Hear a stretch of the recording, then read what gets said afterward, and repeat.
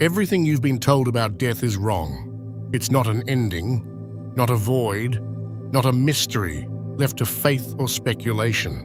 For over 1,000 years, hidden within a forbidden manuscript, lies a roadmap, one that details exactly what happens in the first 49 days after death. This ancient text, the Tibetan Book of the Dead, was once reserved only for the most enlightened minds, for those who could grasp its truth without fear. It reveals that the moment of death is not the final breath, it's the beginning of a test that determines whether you break free from the cycle of life and death or fall back into reincarnation, blind and unprepared. Most people fail, not because they are weak, but because they are unaware. They don't recognize what's happening. They don't see the illusions. They don't realize that everything they feel, see, and hear after death is a projection of their own mind. And by the time they do, it's too late. If this manuscript is true, then the first moments after death are more important than the entire life you've just lived. And it all begins with one crucial moment, the moment you leave your body behind. The moment you die, reality doesn't stop. You don't simply disappear. Instead, something else takes over, something ancient texts have described for over 1,000 years. You will feel weightless, detached, as if waking from a dream. There will be no more heartbeat, no more breath, yet you will still be aware. You will know that something has changed, but your mind will struggle to accept it. If you've ever had an out-of-body experience, this moment will feel eerily familiar, except this time, there's no coming back. And then it happens. A blinding, radiant light. So powerful, so overwhelming, that your very existence seems to dissolve into it. This is what the Tibetan Book of the Dead calls the clear light of reality. If you recognize it, if you surrender to it completely, you will merge with it. You will transcend the cycle of birth and death, achieving instant enlightenment, escaping reincarnation forever. This is the ultimate moment of liberation, and it happens the instant you die. But almost no one recognizes it. Why? Because we are conditioned to fear the unknown. The soul panics, clings to its memories, its identity, its unfinished desires. Instead of embracing the light, it recoils. And the moment fear takes over, the illusions begin. You will start to hear sounds, whispers, echoes of voices that feel familiar but distorted, as if calling from behind a veil. The world around you will shift, and instead of light, you will begin to see forms, patterns, shadows, glimpses of what seemed to be people or places you once knew. But none of it is real, not yet. The mind is grasping, searching for meaning, and in doing so, it begins to create the very reality that will define the rest of your journey. This is where most souls lose their way. Instead of recognizing death as an opportunity for liberation, they fall into confusion. They seek comfort in familiarity, and the mind obliges, projecting the world they once knew, recreating familiar sights, faces, and voices. Some even see religious figures they worshipped in life, not realizing that these too are only manifestations of their own subconscious beliefs. If they knew the truth, that none of it is real, that they are being tested, they could let go. But instead, they follow these visions deeper into the Bardo, the intermediate state between death and rebirth. The first few moments after death are the most important. The Tibetan Book of the Dead teaches that awareness is the key, that those who have prepared for this moment can pass through the illusions and break free. But for the unprepared, for those still clinging to their past lives, what comes next is unavoidable. They will move through the 49-day journey, experiencing visions that will either guide them toward enlightenment or trap them in yet another cycle of rebirth. The next phase of the journey is about to begin. But before we go deeper into the forbidden knowledge of the Bardo, you should know this. Some of the most profound truths about the afterlife can't be shared openly. That's why we reveal them inside Insights Academy, our free newsletter, where we explore what can't be discussed here. Sign up now at the link in the description and receive a free copy of the Kybalion, a book of hidden wisdom that has been studied for centuries. The Bardo is waiting. The illusions are forming. And the journey through the realm between worlds is only just beginning. You are now in the Bardo, the space between life and the next existence. Time no longer flows the way it did when you were alive. Seconds stretch into eternity, yet days can pass in an instant. You have no body, no voice, only awareness. But here's the problem. Most people don't realize they have died. They are trapped in a dreamlike state, clinging to the echoes of their past life, unable to accept that everything they once knew is gone. The Tibetan Book of the Dead describes the Bardo as a shifting, unstable realm, a place where reality bends and distorts, where thoughts become things, and where the mind itself creates the experience. Every fear, every desire, every hidden emotion that was buried in life now takes form. The journey through this realm lasts exactly 49 days, a process that unfolds in stages. And for most, it is terrifying. In the beginning, there is confusion. The soul tries to return home, to its family, its loved ones. It lingers around familiar places, trying to speak, trying to be seen. But no one responds, no one hears. And the realization begins to sink in. This is not a dream. This is death. But even then, the mind resists. It clings to its identity, refusing to accept the inevitable. It seeks comfort, logic, explanations, anything to hold on to. But the Bardo does not provide comfort. It is not a place of rest. It is a place of transition, where the soul must confront itself in its purest form. At first, the experience is neutral, even peaceful. There is no physical pain, no suffering, only awareness. Some describe this stage as floating through a vast open space, a formless void, where thoughts ripple out like waves in an infinite ocean. But then, slowly, visions begin to emerge. The first visions are gentle and welcoming. Beautiful, radiant beings appear, what some may interpret as angels, enlightened masters, or divine guides. These figures emanate warmth, wisdom, and an overwhelming sense of peace. They offer a way out, a path to transcendence. But the soul must recognize them for what they are, reflections of its own higher consciousness. If the soul understands this, it can merge with them, dissolving into higher awareness, escaping the cycle of reincarnation forever. But most don't. They hesitate, they doubt, and hesitation is all it takes.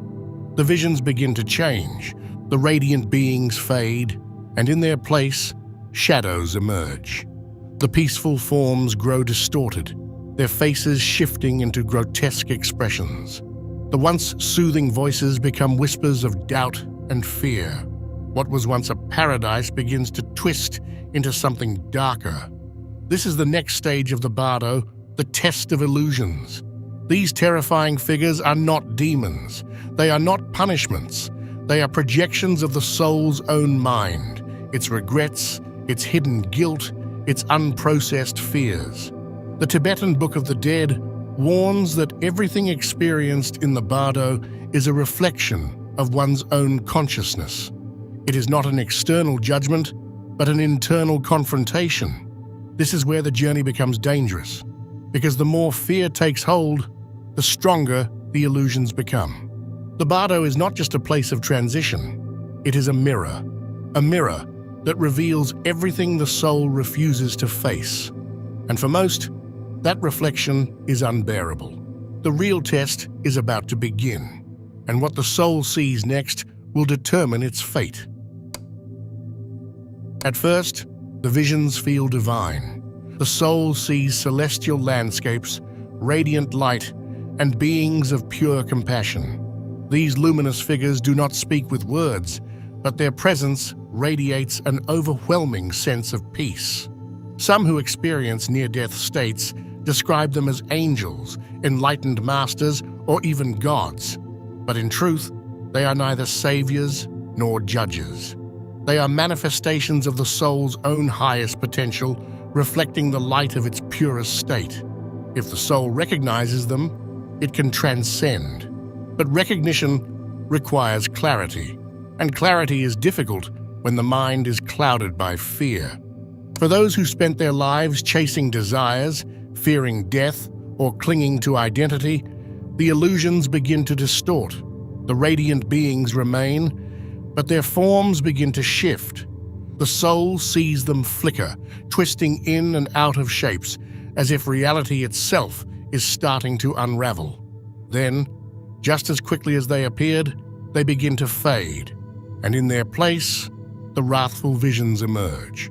The Tibetan Book of the Dead describes this moment in disturbing detail. As the days pass in the Bardo, the comforting figures vanish, replaced by dark, monstrous entities. These beings are terrifying beyond anything the soul has ever encountered. They roar with inhuman voices, their faces twisted in expressions of rage and chaos. Some have multiple heads, countless arms or eyes that burn like fire. They appear as demons, executioners, or relentless pursuers, and they strike fear into the heart of the unprepared soul. This is where most souls panic. They run, they plead, they scream, but there is no escape because there is nothing to escape from. These terrifying figures are not real enemies. They do not exist outside the mind. They are projections of the soul's own unresolved fears, its hidden guilt, its buried regrets. Every moment of deception, cruelty, or selfishness from the past, life takes form in the Bardo, appearing as something external, something attacking. But the attack is self-created. The horror is self-inflicted. And the most dangerous part, the more the soul fights, the stronger the visions become. Fear fuels the illusion. Terror gives it power. The only way to escape is not to run, but to recognize. Those who realize the truth, who understand that these entities are nothing more than shadows of the mind, watch them dissolve instantly, like mist burned away by the sun. The illusions vanish the moment the soul stops believing in them. But almost no one understands this in time. They see only the nightmare, not the lesson hidden within it. This is the second major test of the afterlife. The first was recognizing the clear light, a test of awareness. The second is recognizing the illusions of fear, a test of self-mastery. Those who fail this test are dragged further into the Bardo, descending deeper into the cycle of karma, unable to break free. For the majority, the terror lasts weeks. The Book of the Dead states that by the third or fourth week, the soul reaches its next challenge, a full review of its past life. And this time, there is nowhere to hide. There is no judge, no divine courtroom, no higher being deciding your fate. What happens next is far more profound and far more terrifying. The Tibetan Book of the Dead describes it as the Great Mirror, a moment when the soul is forced to confront the full weight of its existence. At first, it seems like nothing is happening. The wrathful illusions begin to fade, and for a moment, the soul feels as though it has escaped. But then, a new experience takes hold, one more vivid, more intense than anything before. It is not a vision. It is not a dream. It is reliving. The soul is pulled backward through time, through every action, every thought, every emotion it ever created. But this is not memory. It is full immersion. The soul does not just remember what it did in life. It experiences it all over again. Every moment of kindness, every act of cruelty, every decision made in secret is now felt completely, not only from its own perspective, but from the perspective of everyone it ever affected. If you caused pain, you will feel that pain. If you brought joy, you will feel that joy. But there is no filter, no way to justify or excuse past choices. Everything is raw, immediate, and undeniable. This is not punishment. It is the truth. The soul is not being judged by some external force. It is judging itself.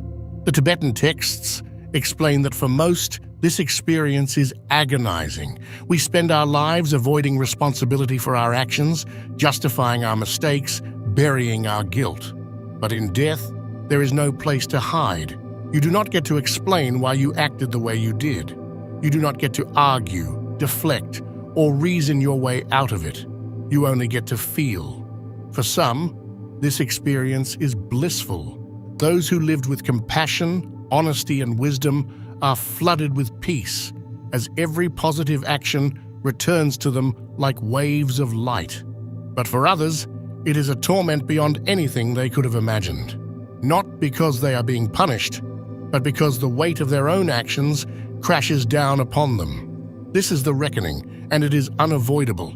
But here's where it gets even more shocking. According to the Tibetan teachings, this life review does not just affect the past, it also determines the future. By the time the soul has relived its entire existence, it is no longer neutral. It is deeply conditioned by the emotions it has just re-experienced. If the soul emerges from this review filled with guilt, regret, or attachment, it will be drawn back into the cycle of reincarnation. The heavier the burden, the lower the realm it will return to. Some are reborn into suffering, into poverty, into struggle, not because of external judgment, but because their own mind state pulls them toward it. The soul is choosing, without realizing it. This is why the life review is not just a reflection, it is a test to see if the soul can let go, if it can accept its past without attachment, if it can release the burden of regret, of fear, of unfinished desires. Those who pass the test move toward liberation. Those who fail are pulled back into another life, another body, another cycle of struggle. This is why spiritual traditions emphasize preparing for death long before it arrives. Because when the moment comes, when the great mirror is placed in front of you, what you see is no longer within your control. It has already been written by the life you lived. And by the 4th or 5th week in the Bardo, the final test begins. The soul now faces its ultimate choice, to break free or be reborn. The Bardo is almost over. The illusions have played their tricks. The soul has faced its past, relived every joy, every sorrow, every hidden thought that shaped its existence. Now, after weeks of drifting through the in-between, the moment of decision arrives. This is the final test, the one that determines everything. In the Tibetan Book of the Dead, this stage is described as the most crucial and most difficult moment of all. The soul now stands at a crossroads. It must make a choice, either recognize the illusions and break free forever, or give in to its desires and fall back into the cycle of reincarnation. But here's the problem. Most don't realize they are making a choice. By this point, the illusions have become so overwhelming, so convincing, that the soul barely remembers it is in the Bardo at all. The visions now take on a new form, one that feels different from everything before. They are no longer terrifying deities or fragmented hallucinations. Instead, they become familiar, comforting, even tempting. The Book of the Dead warns that in these final days, the soul will be offered a way out. But it is a trap. It sees visions of loved ones calling it back. Familiar places appear, drawing it in with warmth and nostalgia. The soul feels a deep longing, a pull towards something recognizable. These aren't just hallucinations. They are glimpses of the next life it is about to enter. The karmic forces have already begun shaping the next incarnation, weaving the conditions of the soul's return. If the soul clings to these visions, if it allows itself to be pulled in, it is instantly swept into a new body, a new life, another cycle of forgetting. Rebirth happens instantly. The process is automatic. The moment the soul latches onto a desire, a fear, or an attachment, it is pulled into a new womb, a new reality, with no memory of the choice it just made. The Book of the Dead describes this as falling into unconsciousness, a moment of deep forgetfulness, where the past life dissolves and a new one begins. It is as if waking from a dream, with no recollection of where it just came from. And so the cycle begins again: birth, suffering, death, and another return to the Bardo. But for the few who are prepared, the final test is different. Those who understand what is happening see through the illusion. They recognize the visions as mere projections, tricks of the mind designed to keep them trapped. They do not cling to the comfort of past attachments, nor do they recoil in fear. They remain still, aware, detached. And in that moment, something incredible happens. The illusions collapse. The karmic forces lose their grip. The pull toward rebirth fades. And the soul, free from attachment, free from fear, transcends the cycle completely. This is what the Tibetan masters call liberation. It is not a place, not a heaven, not an afterlife in the way most people think of it. It is simply awakening to what was always there, a state beyond illusion, beyond duality, beyond suffering. But almost no one reaches this state, because to do so requires something that most people never prepare for: awareness at the moment of death, the ability to recognize the trap before it closes. And this is why, for over 1,000 years, these teachings were hidden, because if people understood the truth about death, it would change everything. The next stage of this journey isn't just about what happens after death, it's about why this knowledge was forbidden for centuries. For over 1,000 years, these teachings were locked away, reserved for only the most advanced spiritual practitioners, hidden from the masses, censored by religious institutions. Even today, most people have never heard of them. And there's a reason for that. The Tibetan Book of the Dead was never meant for the ordinary mind. It was considered too powerful, too dangerous for those who were unprepared. Because if people truly understood what happens after death, it would shatter everything: their beliefs, their fears, their entire perception of reality. Think about it.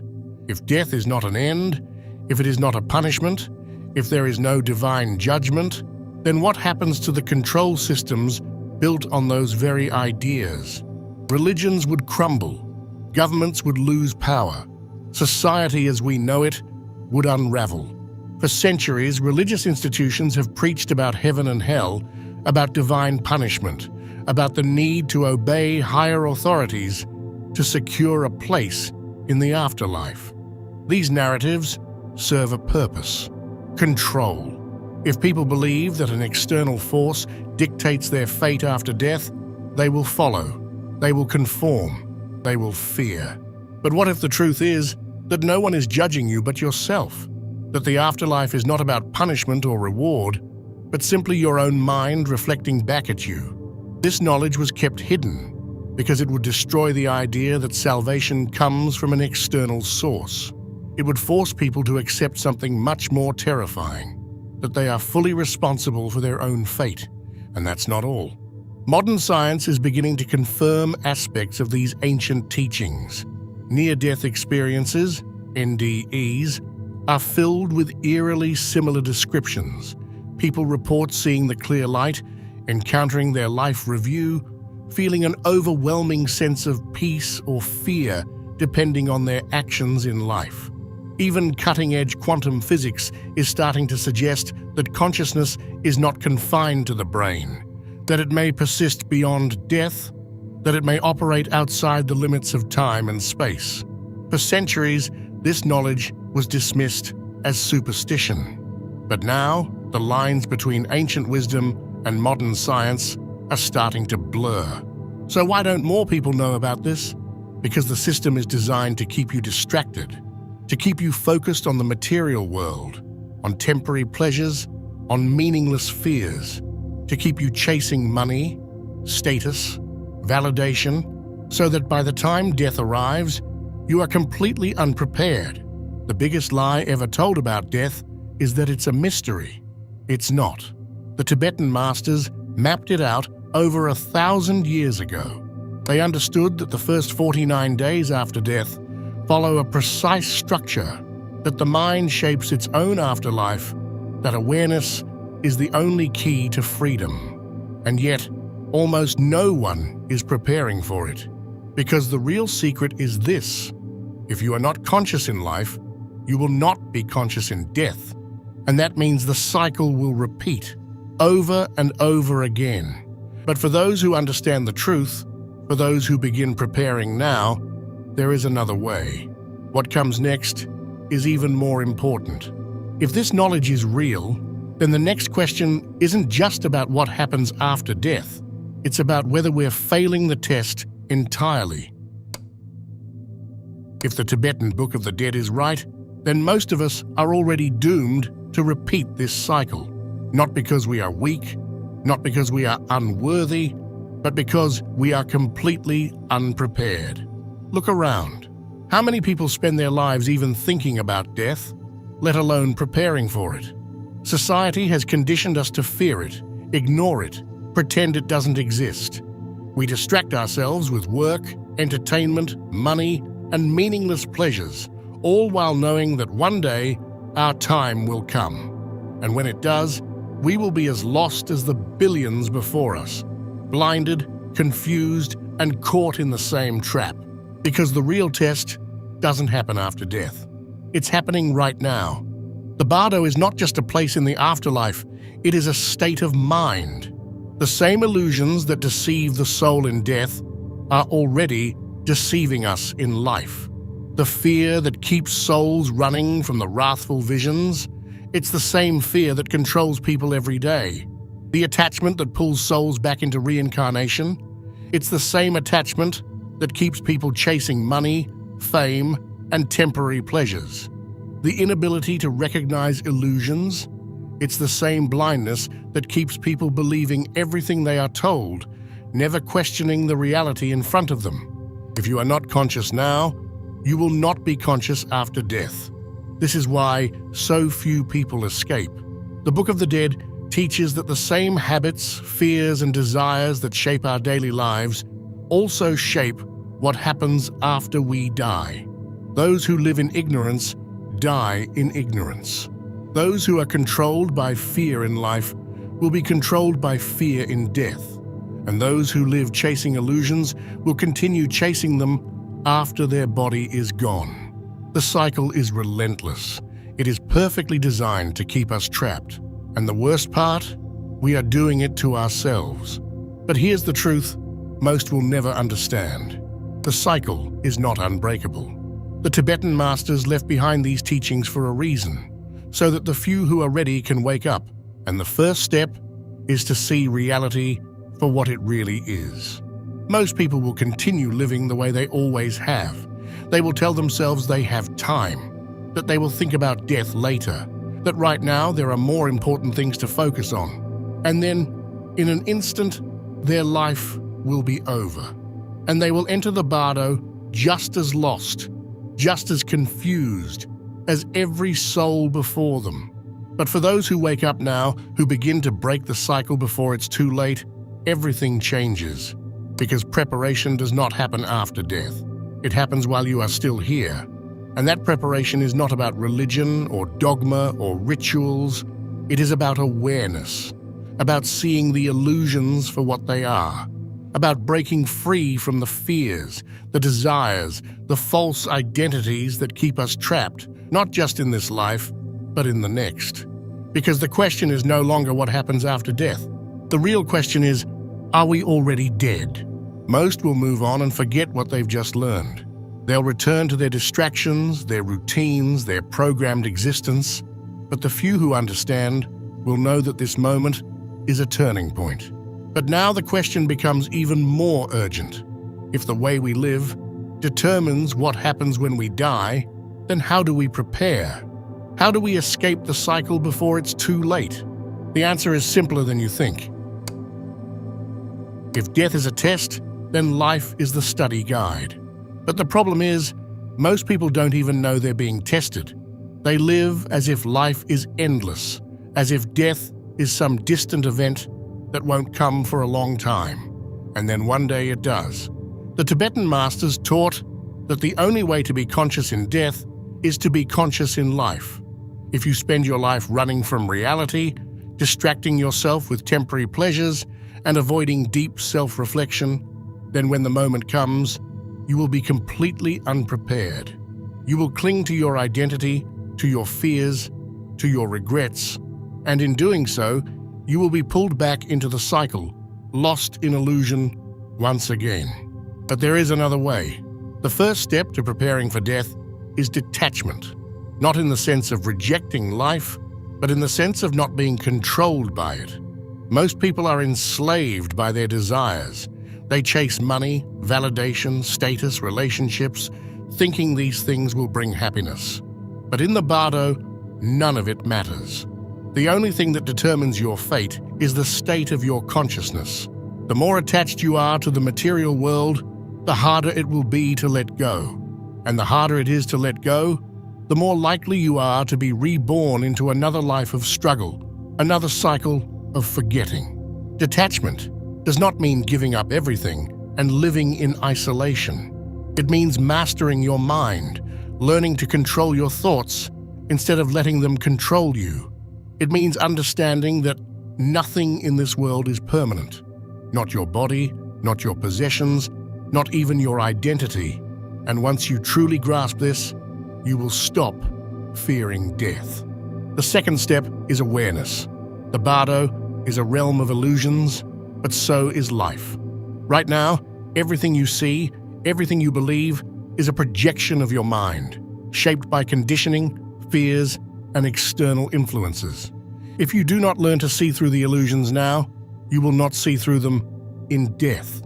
Meditation, self-inquiry, and deep reflection are the keys to breaking free, not as religious practices, but as training for the final test. In the same way an athlete trains their body before a competition, the mind must be trained before it faces the afterlife, because in that moment, your thoughts become your reality. If you have spent your life reacting with fear, doubt, and confusion, that is exactly what will consume you in death. But if you have spent your life cultivating clarity, presence, and detachment, then in the Bardo, you will recognize the illusions for what they are. You will not run. You will not cling. You will remain still, aware, and free. And that is the difference between those who escape and those who remain trapped. The third and final step is acceptance. Death is not something to be feared, nor is it something to avoid thinking about. It is the most important moment of your existence, the moment when everything is revealed. If you live in fear of it, you will be ruled by fear in the afterlife. But if you embrace it as the natural transition that it is, you will approach it with peace instead of panic. The ancient masters spent their lives preparing for this moment, not because they were obsessed with death, but because they understood that life and death are the same thing. One cannot be mastered without the other, and that is why modern society keeps people distracted, because a world full of people who do not fear death is a world full of people who cannot be controlled. If you understand this, then you are already different from most. You are already waking up, but there is still one more truth you must know, because everything we have discussed, everything about the Bardo, about illusions, about breaking free, is meaningless unless you know this final secret. Most people will never prepare for death. They will live their lives blindly, consumed by distractions, chasing illusions, fearing what they do not understand. And when the moment comes, they will be thrown into the Bardo, confused, lost, and unprepared, just as they were in life. But here's the final truth. Death does not change you. It only reveals you. The Tibetan Book of the Dead does not describe an afterlife in the way most people think. It does not promise a paradise for the good or a hell for the wicked. It does not place judgment on anyone, because the Bardo is not an external place. It is the mirror of your own consciousness. Everything you will experience after death, the clear light, the peaceful deities, the terrifying illusions, the life review, and the pull toward reincarnation, is nothing but a reflection of the mind you carried in life. If you lived in fear, you will die in fear.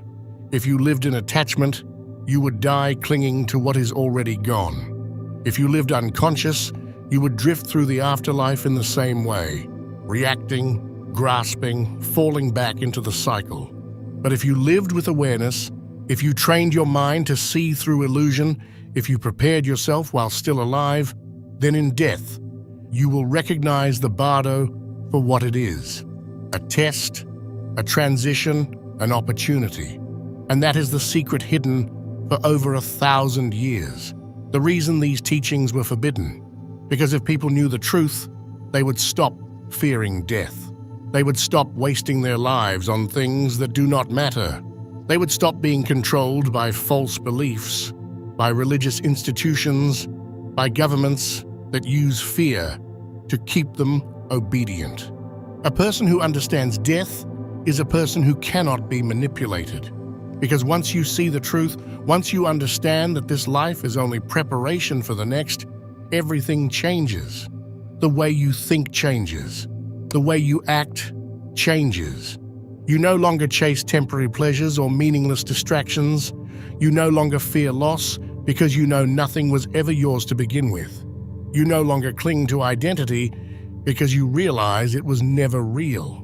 And when the moment comes, when you take your last breath and cross the threshold, you will not panic. You will not grasp. You will not be pulled back into the cycle of forgetting. You will simply be aware. And in that awareness, you will have a choice, a real choice, to break free or to return. Most will never reach this point. They will move on from this video, return to their routines, forget everything they have just learned.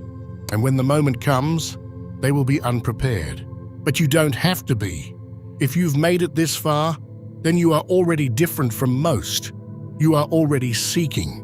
And that is why we go even deeper inside Insights Academy, where we reveal the knowledge that cannot be shared here. Join now at the link in the description and receive a free copy of the Kybalion, because the mind is the only thing that determines what happens next.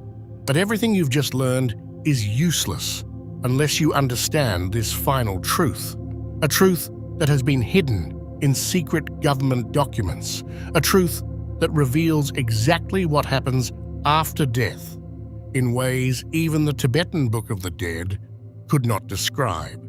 Click on the video you see right here to discover what they never wanted you to know. If this video resonated with you, let us know by commenting, "I understood it,"